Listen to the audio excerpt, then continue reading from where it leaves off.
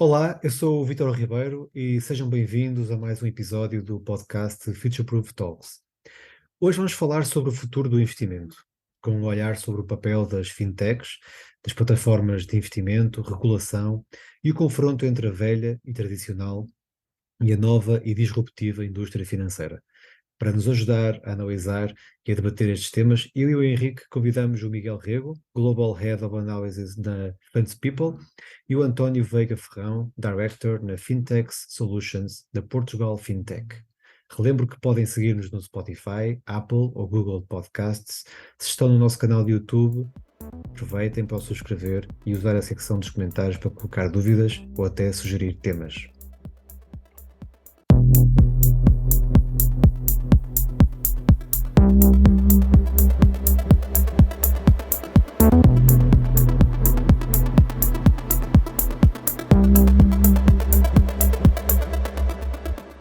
Bem-vindos ao Future Proof Talks, um podcast sobre poupança e investimento com análise de expectativas para os mercados, tomada de decisão e filosofia de vida. Vítor Ribeiro e Henrique Amaral Dias conversam sobre o que estão a ver, a escrever e a ler com foco no futuro.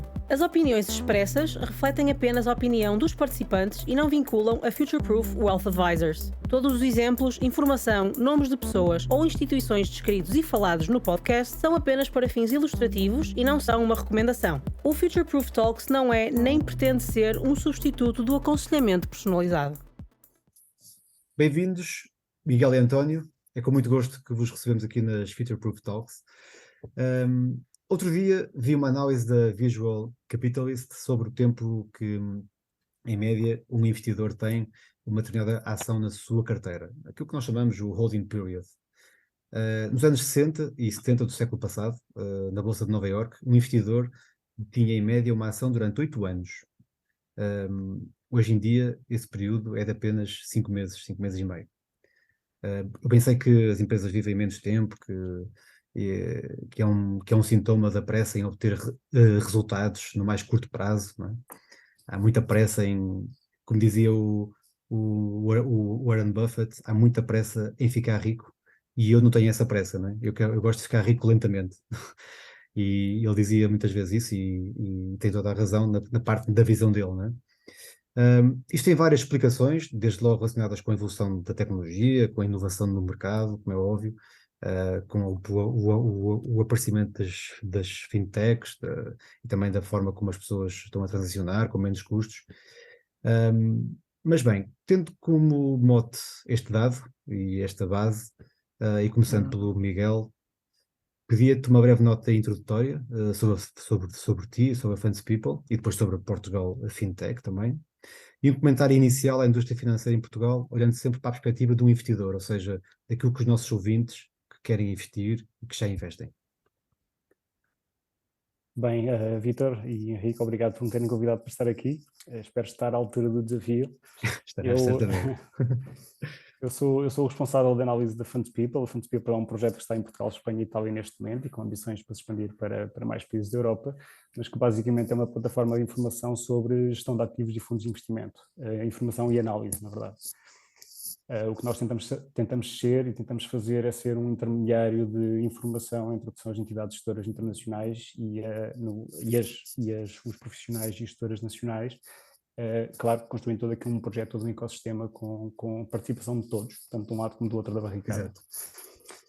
Posto isso e comentando o que tu disseste, eu acho que é muito curioso e acho que é uma grande consequência da evolução das coisas e é um bocado o segundo bico do pau de dois bicos, que é a democratização do acesso aos mercados, não é? Exato. E o facto de eu quando comecei a trabalhar, comecei numa entidade, no broker, não é? Uhum. E contavam histórias de que antigamente as transações de bolsa custavam 1% ou mais a cada transação, e eu acho que isso acabaria por fazer com que as pessoas fossem um bocadinho mais ponderadas quando tomavam as suas decisões. Hoje em dia é gratuito, ou pseudo-gratuito, podemos explorar esse campo, mas não creio que seja o momento. E efetivamente isso faz com que aquela natureza humana de apontar para o gambling e de ser mais, tornar isto mais divertido, acaba por tomar conta de muita gente e fazer com que acabes por transacionar mais e muitas vezes pior, transacionar mais e pior. Mais erros. Há muitas estatísticas e muitos exemplos de quanto o retorno dos investidores é pior do que os próprios fundos em que investem. Sem Porque dúvida. o investidor tenta sempre fazer o seu timing de entrada e timing de saída e acha que de alguma maneira consegue perceber o sentimento do mercado em determinado momento e acaba por ficar um bocadinho aquém, e em média isso corre pior do que corre melhor. Sim. António, e a tua parte? Alô Vítor, Henrique e Miguel, muito obrigado pelo convite.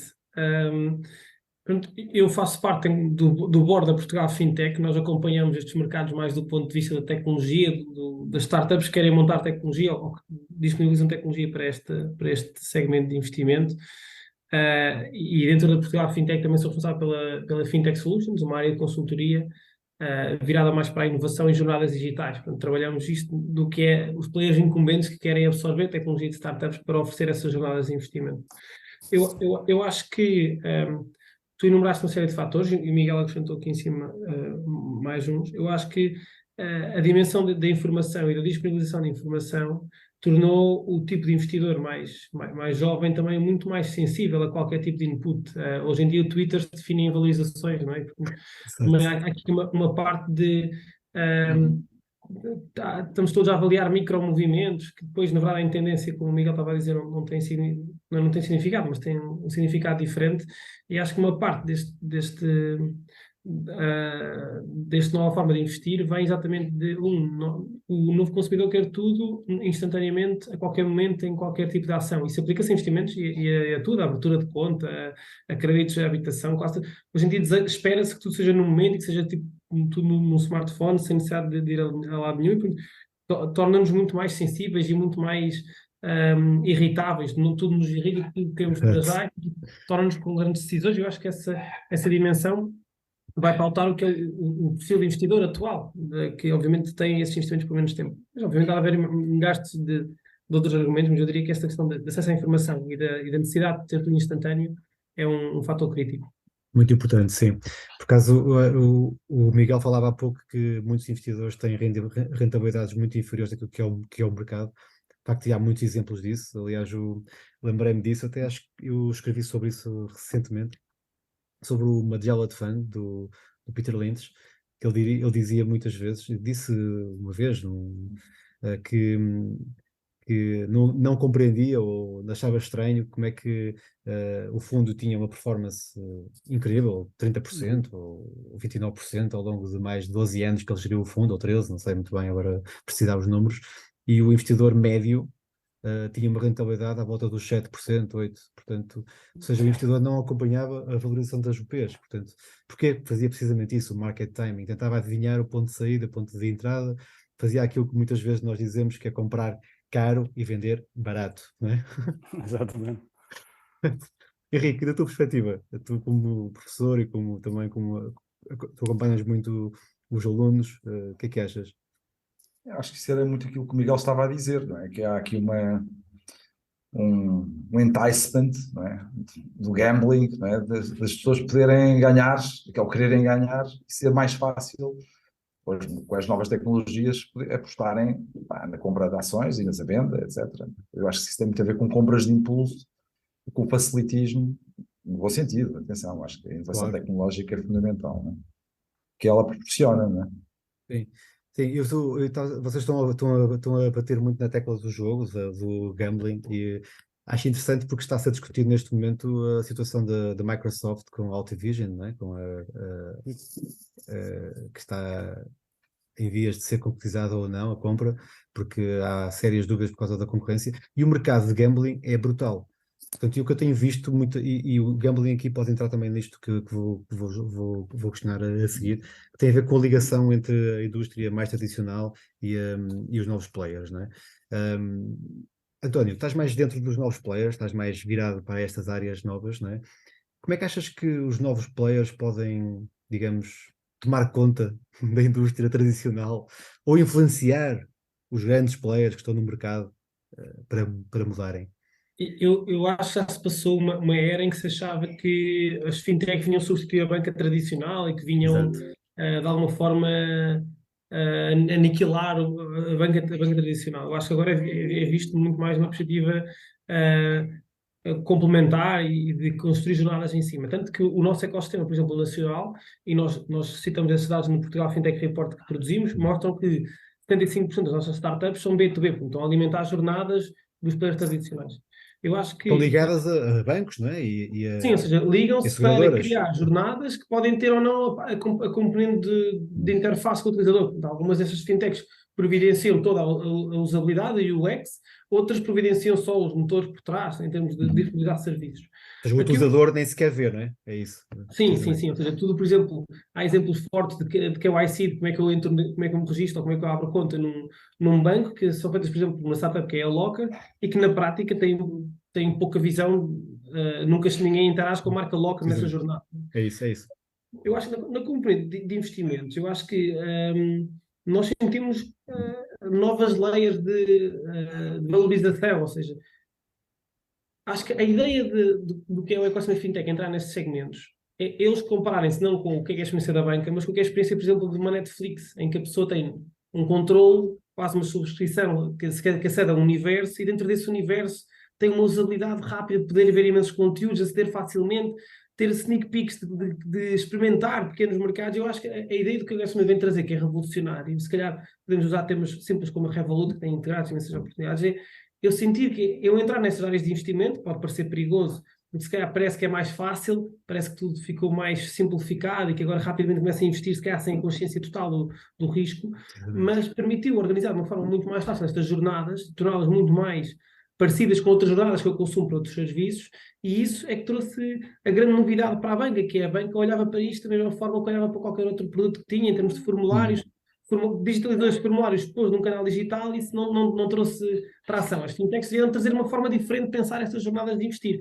E eu acho que nós temos players brutais a trazer aplicações para o cliente final, mas temos uma quantidade enorme de startups que vem trazer a dimensão de, ok, eu vou ajudar antes a montar estas jornadas, eu não preciso ter a interação com o cliente final. Sim. E tu, Miguel, o que é que achas? Achas que aqui a componente desta jornada, ou seja, de melhorar a componente tecnológica e as necessidades que os utilizadores têm, os investidores mais jovens, as gerações mais novas têm, achas que pode nascer aí também algumas oportunidades de desenvolvimento, por exemplo, do advising? Ou seja, haver uma separação clara entre aquilo que é a compra do produto financeiro e o aconselhamento? Ou seja, porque neste momento temos algo muito confuso, não é? É tudo dito da mesma forma, quase. Aliás, nós comentávamos isso há pouco em off. Antes de mais, queria comentar algo que o António disse, que ele levantou o tema do Revolut, e eu acho que efetivamente a banca vai se tornar cada vez mais Revolut e o Revolut vai se tornar cada vez mais um banco. Portanto, acaba por haver aqui uma junção de duas maneiras de fazer as coisas e o equilíbrio vai estar ali no meio. E também a ir ao encontro do que o António disse, ainda há pouco tempo estivemos a falar com a equipa responsável pela consultoria para investimento do novo banco e efetivamente eles tiveram de descrever porque é que contratar uma plataforma que é Object Way, isto é público, vai sair na nossa revista, não é nada aqui escondido, que basicamente lhes permite não só ter por um lado a optimização de carteiras com inputs de seleção de fundos e de risco e retorno da própria equipa, como por outro lado garante o cumprimento ou o encaixe de determinadas carteiras com o que são as normas regulatórias e de MiFID. E para quem não sabe, para quem estiver a ouvir e que não sabe, MiFID é a regulação focada na proteção do investidor, isto também é um bom segue para o que tu acabaste de perguntar e o que poderá ser a evolução da consultoria para investimento e do aconselhamento e do advising e a sua relação com as fintech. A verdade é que a MiFID tentou, nos inícios da entrada em vigor na MiFID 2, ficou-se com a ideia de que efetivamente a consultoria independente seria algo que seria uma consequência inevitável da MiFID e que seria quase todos seriam obrigados assim, a seguir esse caminho. O que se viu é que efetivamente, pelo menos no caso português e em muitos mercados da Europa, o cliente final não gosta muito de passar o cheque no final do ano por uma questão de advising e acabou por se manter um bocadinho o status quo. Eu acredito que por mais fintech que as coisas se tornem, melhor o serviço, melhor a transparência também, melhor a eficiência em termos de custos e melhor o serviço, e melhor a experiência que poderá ter o cliente. Mas que nos seus finalmente as coisas são como são, cada país é como é e trata estes temas do investimento e do advising da maneira que trata e não vejo que as coisas mudem dramaticamente. Vejo isso sim, que se as pessoas ganharem mais literacia financeira e tomarem mais consciência de que existem alternativas para lá dos bancos, que aí possa haver um segmento de advising mais puro e duro, como nós conhecemos bastantes, que abarque mais e mais, uma parcela cada vez maior do mercado e o mercado, eu acho que o mercado vai dar para todos e não é por isso que alguém vai ser despedido ou que vai haver menos emprego para todos. Sim. Mas efetivamente acho que as coisas como estão têm tendência para se manter um pouco, porque efetivamente os grandes players do mercado têm muito poder e assim se manterão. Era bom que as pessoas tivessem noção, ou mais noção, de quantas alternativas já e de quantas coisas podem ser diferentes. E sendo as coisas diferentes, terem noção daquilo que devem estar atentos para saber se não estão a ser enganadas. Porque quando as pessoas são enganadas, é que efetivamente depois acabam por se afastar e acabam por meter tudo em depósitos e nunca mais querem saber de investir o dinheiro. Não é? Mas, Eu acho que toda a gente devia ter na verdade, na minha opinião, toda a gente devia ter um financial advisor. Obviamente isso tipicamente só é acessível a pessoas com um património bastante elevado, e as fintech ou a tecnologia financeira poderá ajudar efetivamente a democratizar um bocadinho isso. É precisamente isso que eu queria, exatamente, é aí que eu queria chegar. Gostava que já tivesse acontecido, que o robô advising fosse algo mais concreto e com uma maior evidência de criação de valor do que eu estou a ver realizar-se, mas assim espero que as empresas do mundo do António venham trazer outras possibilidades, outras formas de fazer as coisas que dinamizem aqui mais este negócio. Eu acho Desculpa que... se não respondi à tua pergunta em alguma parte. Respondeste sim, estás a ligar os pontos todos. Diz António, sim. Eu em cima disso eu queria acrescentar que, ou seja, eu acredito que o que as startups trazem, ou coisas de digitalização independentemente disto, traz, é uma porta de entrada mais ampla para o utilizador. Ou seja, eu acho que antes havia uma decalagem maior entre o investidor que tinha tudo na conta corrente, não acedia a nada, e o investidor que acede a um advisor e trabalha com esse advisor, cria uma relação com ele ao longo da sua vida e cria ali uma estratégia. Eu acho que este intermédio permitiu abrir aqui uma porta de entrada a um conjunto de investidores informais, pouco informados, que começam agora a dar os primeiros passos no investimento, mas que chegarão a uma fase em que irão sempre olhar para um advisor à mesma como uma peça, acho eu, importante na sua jornada, e vai ser complementar, sendo ele da banca ou não estando ele ligado ao seu banco. Mas eu acho que esta parte pronto, nós de facto também vemos que há imensos use cases de startups que rapidamente veem que estão a fazer robô advising e portanto não conseguem, na prática, ultrapassar questões regulamentares regulatórias que têm de enfrentar, e nós acompanhamos essa jornada também, né? As fintechs sonham muito mais do que a realidade lhes permite fazer. Portanto, obviamente aqui hoje em dia a tecnologia só está limitada pela regulação e pelo talento disponível.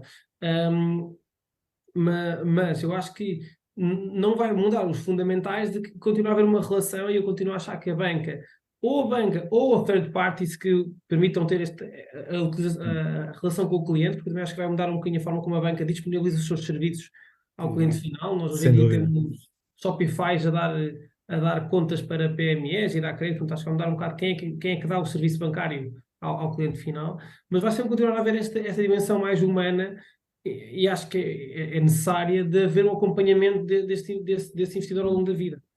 Sim, eu acho que esse ponto é importante. O que o Miguel disse há bocado do robô advising tem que ser complementado com a parte humana, não é? Exatamente. Não é? E se eu puder acrescentar então um ponto aí, a questão é que nós lidamos com muita gente do mundo da banca privada, e efetivamente o que vemos é que quando tu passas um determinado nível de património, tu valorizas muito ter alguém ali dedicado na tua instituição bancária que se os mercados estão-se a comportar de forma A ou B, essa pessoa liga-te e explica-te que isto aconteceu, ou a melhor reação será esta, e nós temos a reposicionar, e o que seja. Não sei se receber um e-mail automático para toda a gente de um robô advisor terá o mesmo resultado. Obviamente, todas as ferramentas digitais têm ajudado imenso até as próprias bancas privadas a gerir este trabalho de forma mais eficiente. E claro que isto, se havia alguma resistência ao início, até porque sabemos que o típico cliente de banca privada é um cliente um bocadinho mais antigo, mais maduro. Sim. Alguns têm alguma resistência a determinadas evoluções tecnológicas. A verdade é que a pandemia veio ajudar a forçar esse desenvolvimento, e vemos que um dos grandes passos que todas as bancas privadas deram nos tempos mais recentes, inclusive as sociedades de consultoria para investimento e similares, foi a digitalização dos seus processos. Claro. E aí não havia o cliente aceita ou não aceita. Não, era a única maneira de acontecer. Portanto, foi um passo forçado, mas que efetivamente todos dizem que agora então tudo se tornou mais fácil. Um processo de subscrição de um produto é muito mais fácil. o processo de chegar ao meu cliente, de contactar, ter uma reunião, em vez de ter uma reunião por mês, tenho uma reunião se calhar a cada 3 meses presencial e o resto faço de forma digital. A inclusão de outros membros da família que poderão estar fora do país ou não estar. Tudo isto abriu aqui um conjunto de oportunidades que, por seu lado, isto é quase uma pescadinha rara na boca, vai-se retroalimentando, volta a alimentar a indústria das fintech e abrir-se a porta a outras soluções. Cria-se uma necessidade, cria-se uma nova solução, ou alguém há de aparecer para preencher essa solução. Sim, concordo. Henrique, queres dar algum ponto aqui, algum destaque, alguma nota? Não, Acho que, estou absolutamente de acordo com o que o Miguel e o António estavam a dizer. sim, acho que há aqui muitos pontos de contacto e o que eu noto é que mesmo há aqui vocês falaram disso, falaram de uma questão que eu acho importante, que é antes do processo de investimento. Mas diz Henrique, diz. Penso que também era preciso alguma transparência no setor do advising, no sentido que, por exemplo, a performance dos fundos, dos ETFs, etc., é digamos, auditada, não é? Pronto, e é feita. Também acho que do ponto de vista do advising deveria haver também mecanismos que incentivassem a concorrência e a seleção dos advisors. Sim, sem dúvida. Mas aí está, as fintechs podiam ter um bom papel, porque acho que o que está ainda, não sei, não me parece que esteja muito desenvolvido, pelo menos aqui em Portugal, e o António também pode ajudar-me nisso, que é a questão da performance, não é? Da integração de ativos, de uma plataforma que integra tudo o que é do cliente. Tu há bocado falaste da Netflix, e eu lembrei-me logo disto, não é? De como é que uma pessoa, nós, um investidor, pode ver todos os seus investimentos numa só aplicação e ver qual é a performance integrada e depois ver por intermediário. Eu sei que isso já começa a ver, já começa a existir, há algumas mesmo internacionais e algumas em Portugal, muitos já fazem a integração de ativos em alguns bancos, mas não é só isso. O cálculo da performance, como o Henrique estava a dizer aí bem, o cálculo da performance não é bem feito, muitas vezes é feito de uma forma artificial e se calhar de uma forma até sem levar em conta os custos, sem levar em conta impostos, sem levar em conta muita coisa. Acho que aqui pode haver de facto esse ponto de arranque das fintechs, não é? O que é que achas? Eu acho que, sem dúvida, uma parte disto está relacionado também com a evolução da própria regulação, né? Nós fizemos aqui o primeiro avanço com a PSD2, que nos deu acesso à agregação das contas correntes, 90 dias, permitiu este mundo todo o que é Open Banking em termos de PFM, de Personal Finance Management, de eu poder olhar para as minhas contas, categorizar e ver onde é que eu gasto o meu dinheiro. Mas tudo o que está para lá da Open Finance, beyond que é a PSD2, está tudo por fazer e portanto, aí é que está, se calhar, o sumo todo da questão e está o valor todo acrescentado. Não há essa componente de eu poder agregar e poder ver que tem milhares de use cases depois, tanto para pedido de créditos ou para imensos use cases que poderiam ser feitos a partir dessa layer. Eu acho que o que isto mostra um pouco é que estas jornadas, pelo menos a minha percepção, em termos do retalho mais massificado, ou do que é o investimento assim para retalho, eu acho que tudo que a Equation Fintech está a fazer e também a banca também está a fazer são coisas iniciais para investidores que investem quantidades muito menores, de forma muito mais complementar e que não fazem isto minimamente profissionalmente ou de forma estruturada ao longo da sua carreira e portanto, continuam depois a usar as vias mais tradicionais para fazer investimentos mais estruturados. Portanto, eu acho que o que nós sentimos da Equation Fintech é todos os bancos querem disponibilizar estes produtos, tipo ETFs, ações, né, através dos seus canais digitais, permitir acima de tudo fazer tudo o que é smartphone-based e acima de tudo adicionar aí layers que eu acho que respondem a requisitos de novas gerações, mais uma vez, que é poder olhar para temas de sustentabilidade, ESG e também temas de comunidade, que é alguns investidores pretendem agora seguir outras pessoas e acompanhar a evolução de outras comunidades mais do que propriamente advisors, com os seus riscos, né? Portanto, o próprio ato de seguir já é em si passível de ser considerado uma espécie de advisory, né? Portanto, eu acho que existem aqui uma série de jornadas e experiências que querem ser feitas, mas que de facto mas podem não priorizar o tema que o Henrique está a falar, que é realmente o crítico, é olhar para a performance do que nós estamos a fazer, a transparência do que é que estamos de onde é que estamos a investir. Acho que algumas dessas temáticas acabam por passar ainda para um segundo layer, visto que o investidor ainda está à procura do acesso sequer, ainda não chegou ao patamar de começar a avaliar seriamente a performance. Mas isto é a percepção que olha para isso de forma transversal e para a componente das jornadas que vão ser digitalizadas. Agora, há um espectro enorme do wealth management, depois de patamar aí que não está ainda integrado nestas Pois, tecnologias.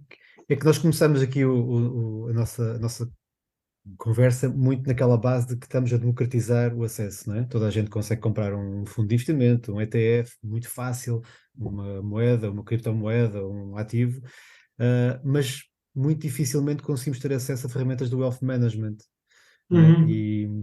E continua a ser muito para um target muito elevado, para um alvo, para pessoas com nível com capacidade muito mais elevada. Eu acho que há aqui uma componente antes do investimento que as pessoas sentem falta, e o facto das pessoas cometerem cada vez mais erros tem a ver muito com a confiança, não é? Com a confiança e com medo, não é? Nós temos eu acho que as pessoas, os mais novos, as novas, têm muito interesse em investir, mas depois as pessoas, e muitas delas sentem que devem poupar, que devem investir, até pela questão da reforma, que vai ser muito mais difícil de atingir, não é? É preciso arranjar complementos, mas depois falta o complemento de confiança. E eu acho que aqui, tanto os players tradicionais não estão a dar essa parte, ou seja, não estão a dar essa confiança às pessoas, e a componente das fintechs também acho que não. Ou seja, falta aqui, se calhar, arranjar aqui uma forma, que eu não sei muito bem se será através de um jogo virtual, se será através de literacia para todos, mas de uma forma mais brincar, não sei, não faço ideia. Se calhar será mais nisso, que ajuda as pessoas a perceber que investir num título, numa ação, num ETF, num fundo, não é um risco assim tão elevado. E como é que se faz isso? Porque eu anoto cada vez mais, existe um pré-investimento que é uma lacuna aberta, ou seja, que não há ninguém a colmatar. Ou seja, existem muitas empresas agora a dar formação e educação financeira, existe um grande boom desta lógica, mas essa confiança de levar as pessoas a investir e ter o tal nível de acesso ao wealth management não existe ainda. Mas isto é a minha perspectiva, eu não sei se vocês concordam. Eu aí, por acaso, tenho a dizer que eu sinto que o ecossistema de startups e de players, de soluções tecnológicas para investimento, tem um bocadinho o mesmo indicador ao KPI do crédito. Ou seja, o crédito tem o time to yes e depois o time to cash, não é? Uhum. Eu acho que estes novos players têm o time to onboarding e o time to cash. Ou seja, basicamente, eu acho que eles estão a avaliar o quão simples eles conseguem fazer a abertura de conta ou registro nessas plataformas e depois o primeiro movimento. Alguns deles oferecem saldo nas primeiras comissões, etc, etc. Eu acho que tudo isto para levar o investidor a tomar uma decisão por impulso de começar a comprar alguma ação, nem que ele tenha visto de um amigo que comprou ações na Tesla ou assim. Portanto, eu até acho que as barreiras não estão propriamente na entrada, estão na forma responsável pela qual eu acho que estes novos investidores entram talvez um pouco ao engano, um bocadinho naquela... Mas por isso é que eu disse que é isso. Por isso é que eu estou a dizer que existe o pré-investimento, não é? Sim, é isso. Isto aqui é um bocadinho entrar a fazer aquela questão de ser rico rapidamente, não é? Por isso é que a literacia financeira é extremamente importante, mas a literacia financeira, no meu ver, também não pode ser, como muitos projetos são, que é quase incentivar as pessoas a fazerem só por si o do it yourself. Pois. Porque o do it yourself faz com que cada pessoa individualmente tenha que passar pela mesma experiência que muitos de nós passamos, que foi cometer os seus errinhos ao longo do início da carreira e aprender com eles. Não é? Portanto, a pessoa, o investidor particular, quando comete esse erro, muitas vezes afasta-se do mercado durante os 5 ou 6 anos do bull market seguinte e depois, quando volta, já é outra vez o pico do próximo momento de euforia e volta a assustar-se novamente. Portanto, a literacia financeira deveria começar muito cedo, não só na área de crédito e tudo mais, que eu acho então aí que há uma falta de literacia completamente gritante. E deveria evoluir no sentido da poupança, se calhar ao nível 2 seria a poupança, e depois então vir o investimento. E dentro do investimento, a plena consciência do que são horizontes de investimento. Porque tu dizes muito bem que não é assim tão arriscado investir numa ação num fundo de ações. Não é se tivermos um horizonte de longo prazo. Claro. Agora, já vi situações em que um jovem aloca parte do seu capital a um fundo agressivo de ações, na perspectiva de comprar um iPhone daqui a 2 anos. Não, ou seja... Sim, não, claro. não é coerente. Não, às vezes não é 2 anos, daqui é 9 meses, 8 meses, não é? Esses 2.000 euros, que pronto, aí é outro ponto de literacia financeira que se calhar o iPhone deveria ajudar a disseminar. Esses 2.000 euros deveriam estar no mais defensivo possível e depois, se calhar, para comprar o carro daqui a 5 anos já poderia assumir um bocadinho mais de risco e o montante que for para a reforma, então, por favor, uma pessoa jovem full on ações, se não tiver outra alternativa que dê 7% ao ano a longo prazo. Exato. Mas eu acho que aí há exemplos interessantes, por exemplo, há dois exemplos distintos. Por um lado, temos a Fidelidade que criou o My Savings, que permite basicamente a pessoa definir um objetivo, estabelece sim, uma sim. poupança, mas pronto. Eu acho que é um exemplo interessante disso. Mas à semelhança, existe uma startup que é a CoinScrap, que está, a lógica deles é de permitir a um utilizador individual que acede a uma destas aplicações poder também implementar regras em cima disso, né? Ou seja, eu acho que depois também existem aqui formas diferentes de ligar essa literacia financeira. E naquele caso eu posso ou fazer roundups e arredondar cada pagamento que faço, ou implementar regras com fatores externos, do género jogos de futebol, regras ligadas a resultados de jogos de futebol ou assim. Este Eu acho que tal tudo isto, gambling, não é? eu acho que é essa a questão que é. Há um primeiro passo que eu acho que é o difícil de fazer em todos os bancos, ou fintechs querem fazer, que é esta parte de literacia financeira, associada quase ao on the job, ou seja, eu utilizar a aplicação e ao longo disso isto ajudar-me a aprender e a levar-me a outros micro-learnings no processo. Mas eu acho que há exemplos na indústria nacional que já são interessantes nesse sentido do utilizador que já consegue gerir a sua própria jornada individualmente. Não é? Sim. A questão é sempre os patamares seguintes mais integrados, né? É mais isso. pensados. Sim. Sim, eu sou um defensor, e quem ouve o podcast e quem sabe, eu defendo muito o tipo de investimento por objetivos, né? Ou seja, nós definirmos objetivos que sejam alcançáveis, né? Uhum. Vários, que sejam objetivos de curto prazo, médio prazo, longo prazo, seja, por exemplo, a reforma, seja, como disse o Miguel há bocado, comprar o iPhone daqui a um ano ou dois. Quer dizer, são objetivos. E depois temos uma carteira específica para cada tipo de objetivo. Eu sei que isto, muitas vezes falamos em erros Pocket. comportamentais, não é? E falamos logo da contabilidade mental, não é? Que é um bocado este tipo de erro, mas sim, se nós admitirmos que sofremos desse viés comportamental, e que quase toda a gente deve sofrer, portanto é quase transversal.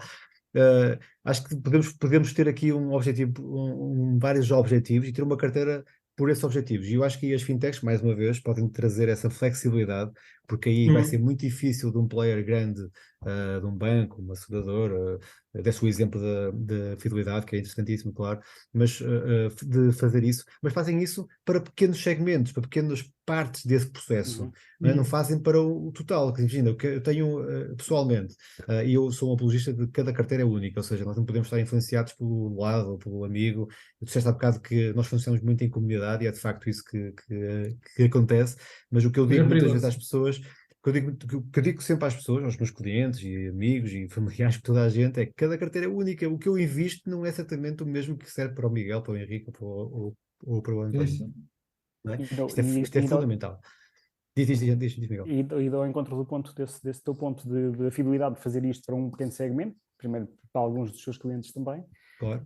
Acho que a única entidade com poder suficiente para fazer algo um bocadinho mais disperso seria o governo, não é? Portanto, uma questão de uma perspectiva nacional ou até internacional, supranacional, se virmos Supranacional, sim. europeu, Sim. numa dimensão europeia. E vê-se isso, por exemplo, no mercado de fundos de pensões no Reino Unido, em que tem o sistema de auto-enrollment para fundos de pensões do setor do segundo pilar, terceiro pilar, não? Exatamente, acho que sim.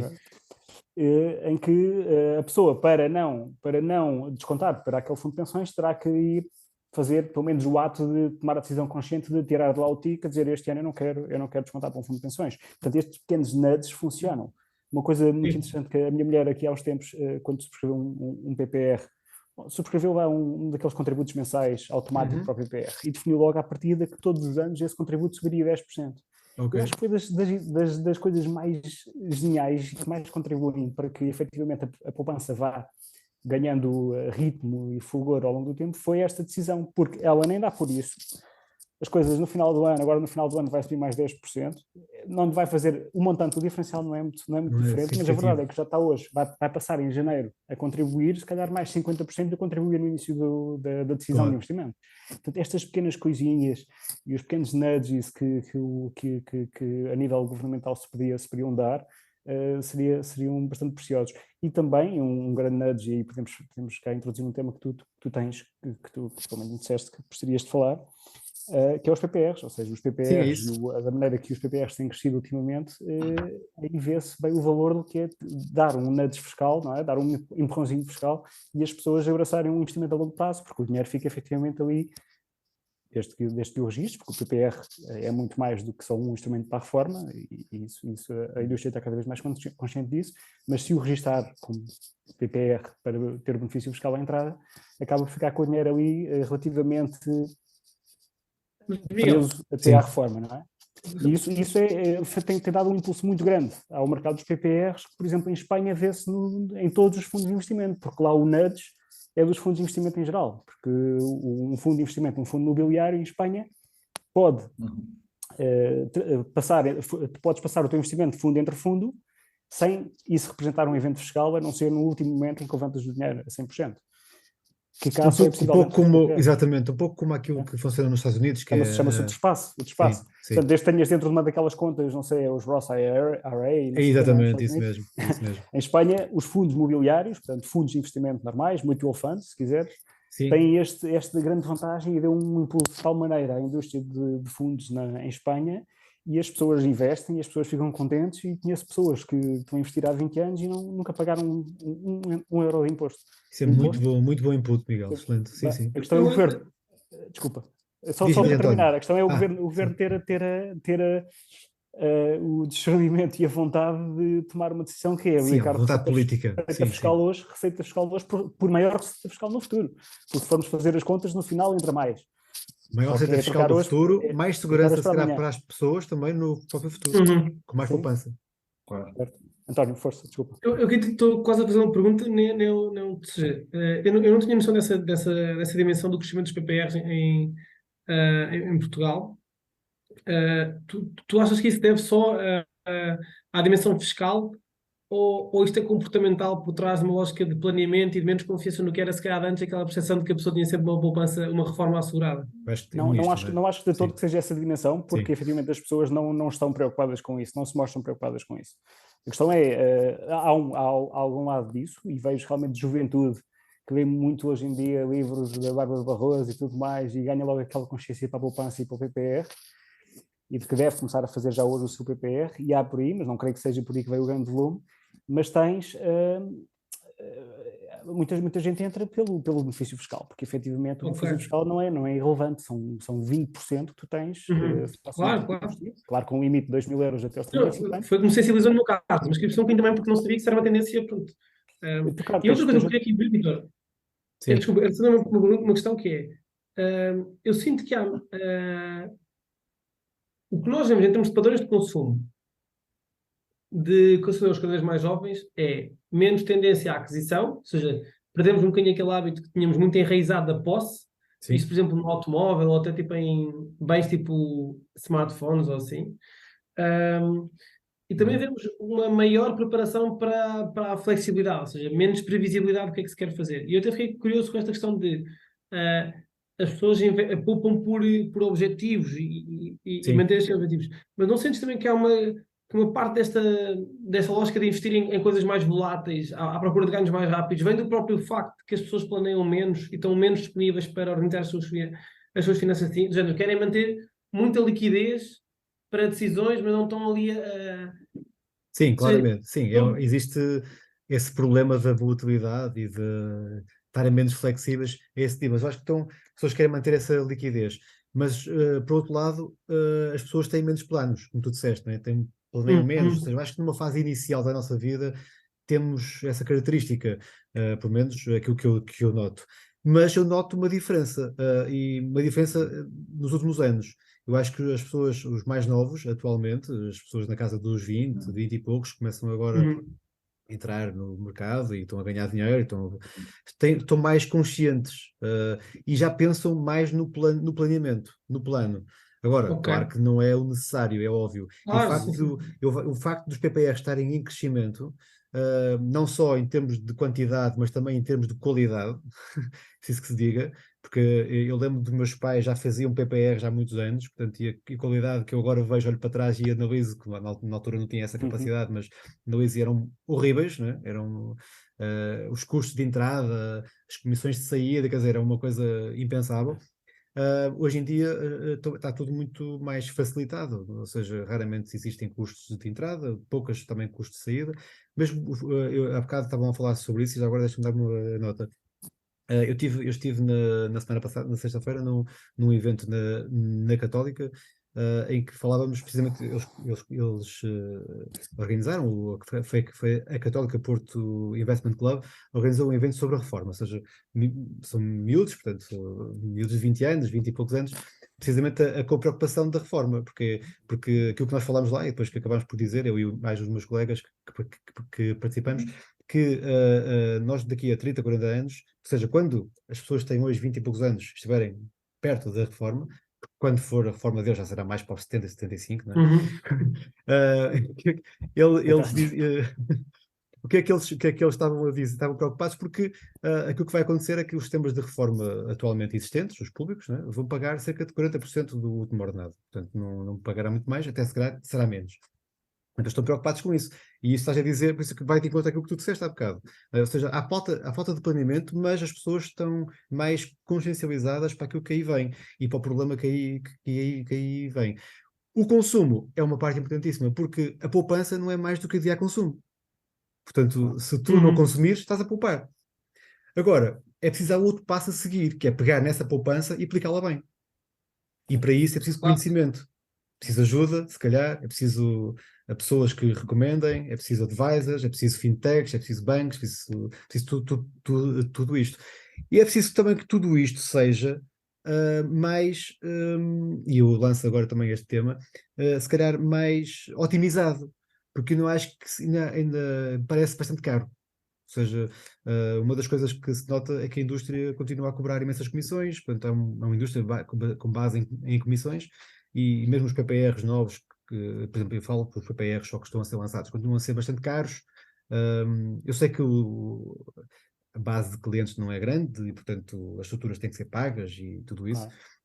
Não é? Mas parece-me que dinheiro é pago. Eu acho que aqui as fintechs podem ter um papel a dizer nesta transformação também, porque uma das coisas que se dizia das criptomoedas, já estou a falar demais, já vos passo a palavra, das criptomoedas, é que as criptomoedas e os criptoativos é que vinham fazer a desintermediação, não é? Tentar diminuir o gap e talvez acabar com o middleman, não é? Bem, isto não acabou, pelo contrário, isto cada vez há mais middleman ali a meio. E middlemans pouco recomendáveis Pouco e mal recomendáveis comportados. e com comissões e com... Pronto. Eu Portanto, há digo aqui um papel. os da cripto, os do mundo cripto. Sim, claro.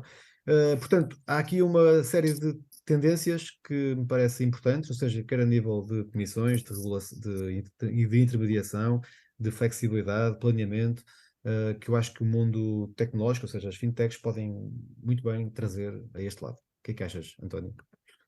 Eu acho que, ou seja, o ecossistema, responder à última parte do ecossistema de cripto, obviamente há sempre um fascínio com a potencialidade de uma tecnologia, e acho que a tecnologia está a passar agora pelo seu grau de maturidade, ou seja, vão cair muita coisa, vai haver muita Sim. perda, é normal, ou seja, um processo de Sim, maturidade com a tecnologia e tal, se calhar como de investimentos, né, gera uma parte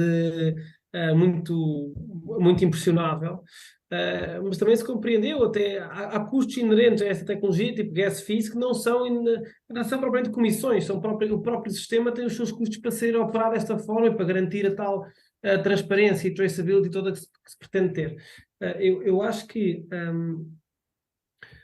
as startups vêm sempre baixar os custos, nem que seja pelo sentimento de tem de ser mais barato para entrar no mercado, para ter concorrência, para chegar ao consumidor final. Só por uma lei de trazer concorrência e novos canais, para não deixar de ter no banco o único canal de acesso a este tipo de produtos, vem baixar preços por aí. Eu acho que depois a grande dificuldade que também vai passar pelo... Eu acho que aí no negócio de fintech já passou um bocado mais, que era no início, com tantas entradas de startups nesta área, todas elas tinham de ter os seus custos de estrutura cobertos e estavam todas alavancadas em cash e, portanto, nenhuma delas ganhava escala. Atualmente começa a haver uma maturidade maior até neste tipo de ferramentas. Isto viu-se muito numa altura de neobancos, em que houve uma proliferação de neobancos que depois não tinham capacidade de sustentar o marketing que custava a aquisição do novo cliente. E pronto, eu acho que este acesso vai cada vez ser reduzido, cada vez mais, nos próximos anos, e acho que a própria pandemia veio trazer não sei se tempo livre, se uma visão diferente, e gerou um novo interesse por este tipo de ferramentas e de soluções de investimento. Eu aqui só queria conseguir era compreender é como é que, e é um desafio que nós temos de alguns bancos, que é como é que algumas dessas fintechs poderiam apoiar os clientes tradicionais da banca. Por exemplo, eu acho que uma coisa não... eu nem sou muito de finanças nesse sentido, acho que existe uma parte também de accumulation strategies, que é passar ali um patamar, ou seja, em que eu acumulei, estamos a falar muito da perspectiva do jovem, que acumulou a vida toda, mas também é uma parte a partir da qual eu acho que a banca tem de ajudar a fazer aquela parte de desacumulação quase, e toda essa parte também ainda não foi endereçada pelos fintechs, e acho que mesmo Sim. aí existe um patamar enorme para de forma humanizada, porque também não se pretende que se perca o contacto humano, porque esses clientes não vão. Mas acho que aqui há ganhos que podem ser rápidos e que ainda não foram alcançados por parte de tecnologias utilizadas a use cases mais concretos, sem Sim. ser o simples use case super digital por parte do utilizador. Mas, sem dúvida, que eu acho que as startups fintech estão a tirar ganhos no que é o diferencial que ainda podem tirar das margens dos bancos e conseguir ser mais baratas que os canais tradicionais. Sim, achas que por aí fora, então, desse ponto de vista, os produtos financeiros podem vir a ser subscritos, por exemplo, dentro de fintechs, por exemplo, sem ser diretamente nos bancos? Vês isso assim? Eu acho que Já começa a aparecer isso, claro. Mas, esse é o que vai acontecer, sendo que eu acho que algumas vezes o que nós podemos estar a falar aqui, que depois é distinto, é eu estar a interagir abrir uma conta numa qualquer aplicação, que na verdade, ou seja, tal como o Revolut foi durante imenso tempo uma conta bancária noutro banco inglês, e nós exatamente. achávamos que estávamos no Revolut, mas na verdade estávamos num Estamos banco no banco inglês. tradicional. Isso mesmo. Eu acho que o mesmo pode acontecer com algumas dessas aplicações que, na verdade, permitem por trás de alguns serviços bancários, mas acho que sem dúvida há um acesso Ok. direto a criar wallets em outras aplicações e utilizar não só os Eletouros e as Revoluts e imensas aplicações por aí, mas acho que uma layer diferente, mais diferenciada de fintechs. Interessante isso. A Sim. dimensão de advisory é que eu acho que é mais sofisticada e que vai depender da regulação em cada geografia depois. O advisor, se O calhar, que- pode entrar aí mais por um ponto pontual ou continuado também, não é? Pode Sim, ou haver seja, esse. era como se nós reforçássemos quase. Aí eu não sei como é que isto vai poder ser evoluído, porque eu acho que é como houve os temas de MIFID e evoluções todas, mas ainda assim vai ser difícil utilizar muito profiling para fazer sugestões, e, pronto, tudo isso acho que está super regulado e acho que vai ser difícil de tecnologia Ultrapassar aí essa ultrapassar parte, essa não é? barreira Sim. regulatória. Mas acho que os próprios reguladores vão ver isto evoluir de certeza. Portanto, acho que vai haver espaço para outras coisas, mas Exato. não vejo saltar fundamentalmente, sim. Eu vejo que na banca efetivamente há muita concorrência e à medida que forem surgindo outras ferramentas que os permitam reduzir custos do lado deles, efetivamente os preços vão tender, diria eu, a baixar. Acho que não tem sido a realidade nos últimos 10 anos, porque efetivamente a banca tem estado a sair de uma situação bastante desequilibrada e tinha que ir para algum lado, subir comissões e tudo mais, mas que efetivamente se entrarmos numa situação mais normalizada e prolongada, as fintech, a integração de fintech no negócio tradicional da banca vai acabar por reduzir custos em geral, porque claro, há sempre aquele, a não ser que haja um cartel, que muitas vezes sabemos que há, não é, em muitas situações, a redução de custos de estrutura pode ajudar efetivamente a reduzir Claro. os custos finais para os clientes. Sim. Um exemplo muito grande, nós falamos muito de fintechs mais, alguns pensamos em fintechs mais pequenas e tudo mais, mas temos uma fintech gigantesca como é o Allfunds, por exemplo, Sim. que é uma empresa cotada que vale mais de 7 bilhões em bolsa e que Sem efetivamente está a trabalhar há décadas, se não me engano, a melhorar a experiência de gestão operacional de fundos, subscrição e tudo mais por parte dos investidores institucionais. E se esses conseguem ter custos de tesoura mais baixos, se quiserem se tornar competitivos, se acreditarmos nas leis de mercado e do mercado capitalista como ele funciona, efetivamente os preços finais deveriam tender para baixar. É claro que há sempre uma certa inércia do cliente e quando aceita um banco e acaba por aceitar a relação com o banco porque o crédito de habitação é muito atrativo, acaba por fazer tudo nesse ecossistema, faz os seguros nesse ecossistema, subscreve o PPR nesse ecossistema, porque isso traz vantagens de um lado, mas depois olhando para a coisa como um todo, só mesmo, e voltando outra vez ao serviço do advising e à necessidade de um advisor, só mesmo um advisor é que poderá olhar para aquilo de forma holística e dizer, olha, desculpa, mas tu efetivamente podes estar a ganhar muito bem no teu crédito de habitação e a pagar menos spread, mas tu como um todo estás a pagar muito mais do que se estiveres noutro sítio, ou se estiveres num banco mais pequeno, numa empresa tecnológica. Eu aqui só queria adicionar uma dimensão, que é, E eu queria também saber como vocês próprios veem este tipo de opções de investimento comparadas com os restantes. Mas, por exemplo, eu acho que o facto de, atualmente no Banco Best, ser possível investir na Raise, é um exemplo de como os próprios bancos podem servir um bocadinho como marketplace para outro tipo de Sem soluções de dúvida. investimento menos convencionais, e que se calhar, ou seja, eu por acaso já faço por interesse, um bocado mais uma vez, se calhar pelo gambling da questão, de ser mais tangível a pessoa a ver onde é que está a pôr o seu dinheiro, independentemente de ser a melhor decisão para mim. Portanto, há uma parte que a pessoa tem gozo em pôr, Aham. Ter aquela Exato. relação. Exatamente. de ver para onde é que este dinheiro está a ir. Um, e como é que isso também pode ser utilizado? Através da minha aplicação bancária, acho que aí digital banking é uma área que depois podem-se crescer e que na prática é um marketplace para eu ir ser canalizado para outras opções que nem são do próprio banco. Portanto, não estão ali diretamente a ser endorsed pelo banco. Mas eu não sei bem que vocês veem essas opções comparadas com digo, Raise, digo, Cooperate e CrowdState, tudo sejam soluções de marketplaces para investir em investimentos de peer-to-peer lending. Sim. Eu acho, eu acho Sim, Miguel, diz. algum tipo de sistema de inteligência artificial podia ajudar muito em determinadas, e poderá, à medida que o poder de computação evolui e a inteligência artificial se torna cada vez mais inteligente, para efetivamente ajudar os investidores em situações em ter acesso a um advice, um aconselhamento personalizado de forma mais barata. Porque efetivamente o que tu estavas a dizer era que há muita gente que é órfã de aconselhamento e toda a gente beneficiaria de ter algum aconselhamento, mas é muito caro. É muito caro, especialmente porque cada caso é um caso, cada pessoa é uma pessoa e é difícil de olhar para uma conta bancária e dizer que aquela é a situação financeira da pessoa, porque a pessoa tem mais do que uma conta bancária, tem o seu património pessoal, tem a empresa da família que é um café não sei das quantas, e convém olhar para isso de forma holística, que um bom advisor financeiro o faz.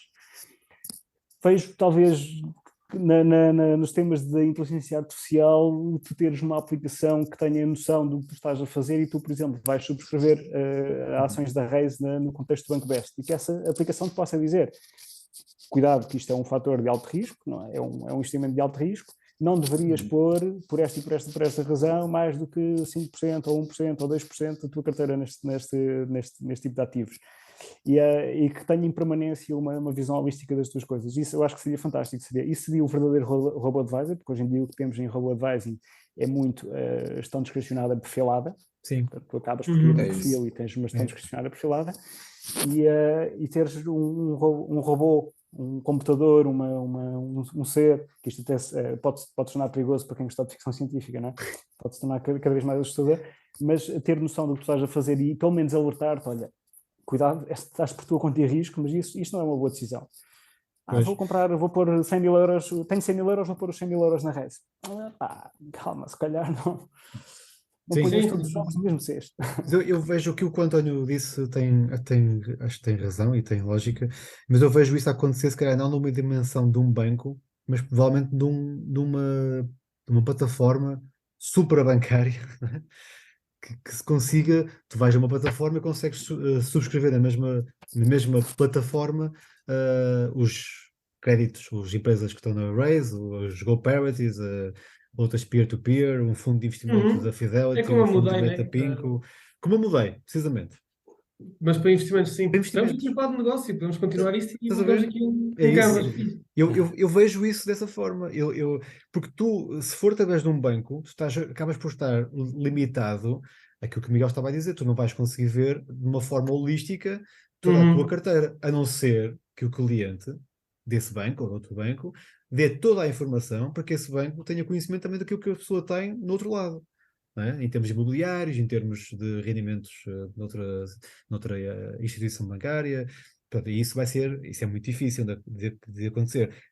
Não, tanto da parte dos bancos, que não querem muitas vezes fazer esse trabalho, quando podiam, não é? Tanto os indivíduos. Não é? Portanto, eu vejo isso numa plataforma suprabancária e não tanto dentro do banco. Mas isso é uma visão. Claro. Não é?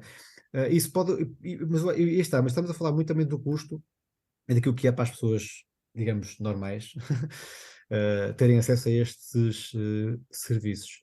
E eu serei agora para a parte da gestão de património, gestão de carteiras, e o Miguel, não sei se Miguel, se estás, tu eu vi um artigo recente, já há algum tempo na Funds People, sobre isso. A gestão de ativos vai ficar mais simples, mais rápida, menos pesada financeiramente para as sociedades, responsáveis por fundos de investimento de capital de risco e não só, também para sociedades que gerem património, não é? O que é que tu achas? Achas que aí vai haver abertura para que as pessoas com menos recursos possam, digamos, contratar estes serviços de forma mais barata?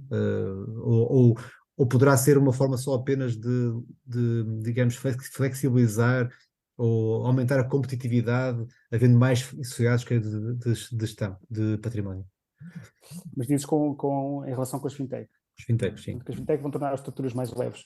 É assim, por um lado tu vês efetivamente as ferramentas de trabalho acabarem por ajudar a fazer o teu trabalho de forma mais simples e eficaz e de uma forma mais leve. E o exemplo que eu estava a dar há pouco do Novo Banco acho que vai exatamente ao encontro disso. Portanto, acabas por ter uma ferramenta que te ajuda a montar as propostas aos clientes. A gestão discricionária é discricionária, portanto não é numa lógica de recomendação de investimento, mas beneficia da mesma maneira do mesmo tipo de estruturas.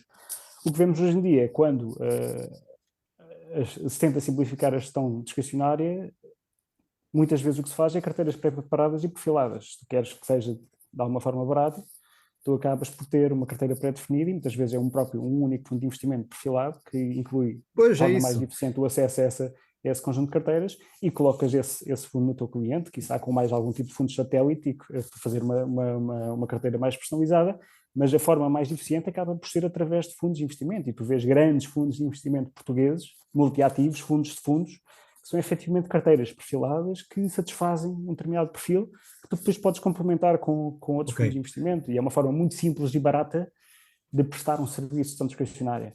Mas achas que o novo regime da gestão de ativos não vai trazer vantagens a esse nível? Ou seja, de haver mais personalização e não esse...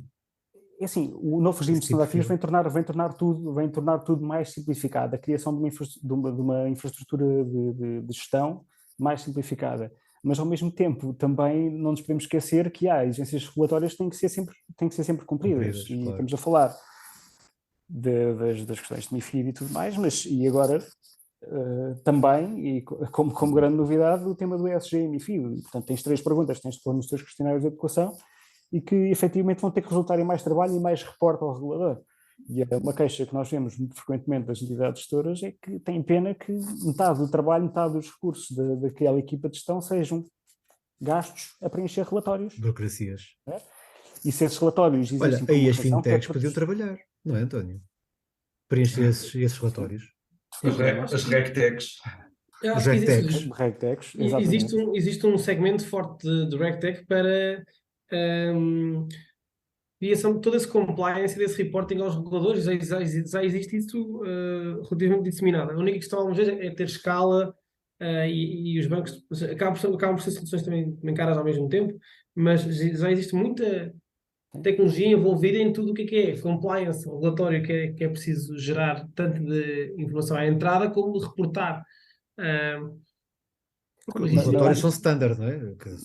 Existe essa questão, que nem tudo é standard e nem tudo é fácil de implementar direto, ou seja, não está tudo automatizado. Acho que depois é tudo um processo de transformação digital gigante. Não é? Mas a RegTech tem futuro. Não sei em que ponto é que está neste momento, mas efetivamente até há pouco tempo a maior ferramenta de gestão de carteiras em Portugal, que é uma coisa muito local porque tem uma ligação muito à regulação portuguesa, ou seja, tinha uma cota de mercado de 60% ou mais, e era utilizada por uma grande maioria das entidades gestoras. E isso é na verdade uma fintech. Sim. Uma fintech que já existe há muito, muito tempo. Eu não quero estar aqui a dizer nomes, mas sim, claro, existe há muito, muito tempo.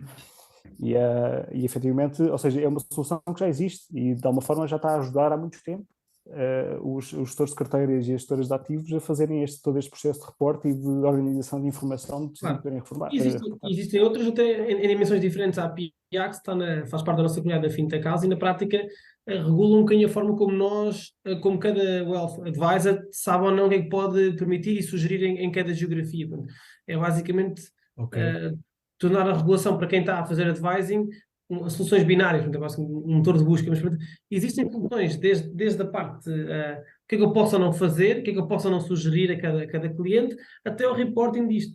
A única questão é que, tal como o Miguel dizia, há sistemas que são tão locais que depois, para a Costa Fintech, tem como premissa escalabilidade, olha para se calhar para outros mercados como mais, ou seja, tudo o que for muitíssimo nicho, acaba por não ser fácil uma startup aportar valor, porque ela quer standardizar Claro. um processo Quer que ela escalar. entrar E em diz-me tu se milhares de realidades. se não é verdade, António, mas qualquer fintech que se queira lançar, ou que tu vejas a nascer, se calhar vais dizer, olha, em vez de lançares em Portugal, lanças em Espanha.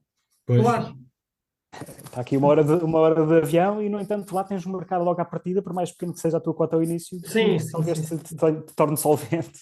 Claro. Sim, vocês estão a falar da escalabilidade e lembrei-me aqui dos PPRs europeus. Miguel, tens alguma novidade? Sabes alguma coisa disso? Bom, olha, por acaso tinha aqui apontado, e já que tocas nesse assunto, queria só deixar uma nota acerca dos PPRs da há bocado, porque acho que é importante não deixar em vazio esse tema, que é o PPR não é só um instrumento para a reforma. Também uma coisa que tem Exatamente. dado um grande boost aos PPRs é que muitos dos fundos novos que têm sido lançados, fundos domésticos portugueses, são lançados com o wrapper PPR. PPR, sim. Ou seja, PPR tornou-se, desde que se retirou o limite à exposição máxima a ações dentro de um PPR, o PPR tornou-se um fundo de investimento muito parecido com outro qualquer. E muitos deles são, inclusive, o CITES, portanto, são fundos harmonizados, são fundos que seguem as mesmas regras a nível europeu. E, portanto, uma pessoa pode ter aquele benefício fiscal à entrada, até 2.000 euros, se tiver menos de 35 anos, E dependendo mas do valor dos rendimentos. pode pôr muito mais dinheiro do que isso e usar o fundo, como, se não o registar no IRS, obviamente tem toda a flexibilidade para tal como E o outro benefício com uma fiscalidade tem, mais atrativa. claramente, que ao fim de 8 anos e um dia passa para 8%. 8%, que é muito Isso baixo. é muito importante. Sim. Nesse sentido, o PEP está aí para nascer, ou seja, é algo que eu tenho visto muito ruído na indústria de gestão de ativos e gestão de fundos de pensões em Portugal, muito embora cada vez que eu toco neste assunto, algum tipo de banca privada, internacional ou nacional, as pessoas assumem que eu estou a falar de pessoas politicamente expostas. Não, ou seja, PEPs, pois é. isto para dizer que não fazem a mínima ideia o que é um PEP. Mas a verdade é que está neste momento a ser regulado, está neste momento a ser desenhada a regulação, vai ter o PEP, para quem não sabe, é como se fosse um PPR internacional com portabilidade, pode ser transferido para diversos países do mundo, pode ser um PEP francês com um pocket português, ou um PEP português com um pocket francês, e um imigrante pode descontar com um PEP e depois trazê-lo para Portugal e recebê-lo em Portugal. Pode ser mais PPR, pode ser mais fundo de pensões. E tem umas particularidades estranhas, podemos entrar nisso se vocês quiserem gastar tempo nesse assunto, mas Não, a verdade vale a é que pena. o assunto mais recente, ou o update mais recente que eu ouvi, é efetivamente que o mínimo de investimento com benefício fiscal poderá ser de 5.000 euros. Esse poderá ser o grande ponto de atratividade face a um PPR, que é tenho um montante muito maior pelo qual eu posso ter um benefício fiscal à entrada. Ok. Certo? Sim. E isto foi, ou seja, não sei se não é nada oficial, ouvi, se não me engano, o Dr. Valdemar Duarte da AGAs a falar com o Camilo Lourenço sobre esse assunto, e ele disse 5.000 euros. Porque de resto o PEP, como está a ser desenhado, é muito menos líquido que o PPR. Não sei se terá as mesmas janelas de saída que o PPR tem, portanto, pagar o crédito de habitação e tudo mais. E sim, não mas sei se eu vejo, então, eu falei do PEP mais numa lógica de termos possibilidade de escalar modelos de negócio que já estão bons, quer dizer, que uma fintech ou alguém que faz a gestão, ou alguma entidade gestora que faça uma gestão de um PPR, possa se lançar num PEP e ter a visão do mercado europeu, que é muito maior, não é? Sim, mas de concorrer, eu imagino o peso regulatório que não será Claro, para concorrer tudo reportar isso. um pocket de um PEP em França. Claro. Que tem eles lá, o investimento socialmente responsável é algo que já existe há muito tempo. O Ministério das Finanças tem um próprio selo de investimento responsável. Imagina o que é uma entidade portuguesa pequena reportar um pocket em França. Não sei, não faço a mínima ideia, não estou informado e não estou por dentro do tema, mas assumo que haja aí para empresas portuguesas no estrangeiro que possa haver aí grandes bloqueios em termos de nós não termos a nossa escala. E às vezes a questão do marketing. Estamos a falar dos PPRs, o que é que vocês acham dos Unit Links? Já agora. O que é que tu achas, Miguel? Bem, Podia também ser um instrumento. Não tenho muito mais que achar, é mais um instrumento que existe para poupança e investimento do setor segurador, e também tem um benefício fiscal, mas também tem um custo do seu wrapper. Portanto, não é de todo. O Unit Link acaba por deixar ali teres os teus ativos um bocadinho escondidos dentro de todo um pacote que tem um benefício fiscal. Agora, que tem que ser ponderada a utilidade ou não desse Unit Link com o custo do próprio Unit Link. E normalmente isso torna-se, para uma pessoa que tenha 1 milhão de euros para investir, poderá ser vantajoso, inclusive talvez não sempre. Portanto, uma pessoa que queira constituir uma carteira de obrigações dentro de um Unit Link tem que pensar que tens um benefício fiscal, mas sobre uma rentabilidade pequenina, portanto isso poderá compensar todos os custos que incorres ao ter este pacote, este embrulho, era mais o que eu queria dizer. Certo. Para uma pessoa que investe em ações, acabará certamente por ser bastante mais vantajoso, e isso, mais uma vez, tipicamente um bom financial advisor saberá fazer essas continhas e aconselhar, porque cada caso é um caso. É um caso, sim. Olhem, estamos a caminhar muito rapidamente para o fim. Gostaria de vos deixar aqui uma última questão para todos, e no fundo para dizerem como é que é o futuro em termos de investimento. Se calhar começaria pelo António, que está a falar mais do lado das fintechs. Como é que ele vê o futuro para quem vai investir agora? Numa frase. Eu acho que vejo o futuro deste investimento como algo mais embebido nos nossos próprios hábitos de consumo. Acho que se vai tornar mais habitual nós interagirmos com estes nomes no dia a dia, não só na democratização do acesso, mas Exato. também na sua inclusão na nossa vida. Portanto, acho que o que eu sinto é que estas jornadas vão deixar de fazer parte de um abstrato complexo financeiro, vão fazer parte mais do nosso dia a dia, mais uma tarefa que, tal como vamos ver as notícias, acompanhamos, se calhar, de alguma forma, mais dessa realidade. Interessante. E tu, Miguel, o que achas? Bem, eu, como acho que já tinha dado uma pista no início do podcast, eu acho que o futuro não vai ser muito diferente, ou não vai ser materialmente diferente do que é hoje em dia. Acho que vai ser a banca vai ser cada vez mais tecnológica e digital, e vai haver soluções paralelas à banca, não de uma forma desbancarizada e muito menos num sistema paralelo e anarquista como há umas pessoas que descobriram o que é a palavra fiat há pouco tempo, acabam por argumentar. Mas a verdade é que as pessoas olham para o banco como o provider de soluções financeiras. E é muito difícil afastarem-se do banco, e já tive várias conversas com consultores financeiros independentes, consultores para investimento independentes, que efetivamente passavam por essa ideia, que é muito difícil que as pessoas se afastem do que é a sua relação com o banco. Mas quero acreditar que a maior literacia financeira vai fazer com que as pessoas tenham mais consciência das alternativas que há para além da banca e que as possam explorar.